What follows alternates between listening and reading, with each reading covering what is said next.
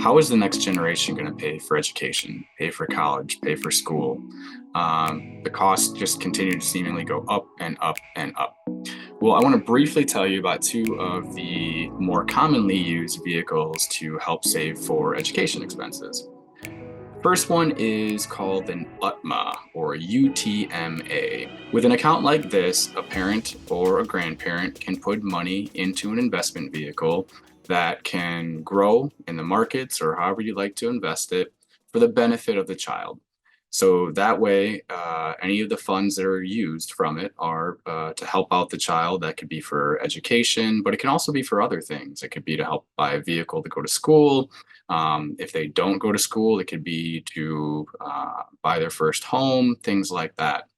The important thing to remember about the UTMA is just the fact that, well, there's a few things, but the one thing I want to focus on is the fact that at the age of majority, which in Wisconsin is 21, the child takes control of the money. So you could put funds in there for the child, and at age 21, it's theirs, and they can use it for whatever they want to, school or anything else. So there's a little bit of difference between that and maybe something like a pure college savings plan, which would be what we like to call a 529 account. In a 529 account, the money that goes in there grows tax deferred, and if used for qualified education expenses like tuition, room and board, things of that nature, then the money can come out tax free and it's for the child's benefit. The nice part with that is the parent or the grandparent remains the owner.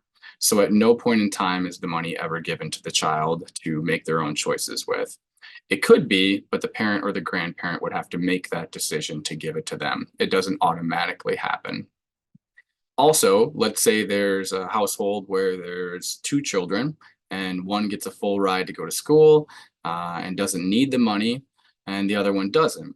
Well, in that case, you can transfer the account from one child to another, and there's different things like that. And even recently, some new laws have come up where if the money goes unused for education, it can maybe even be used for retirement planning, but that's a whole nother conversation. So two of the biggest ways that we see are the UTMA, the UTMA, and the 529 college savings account.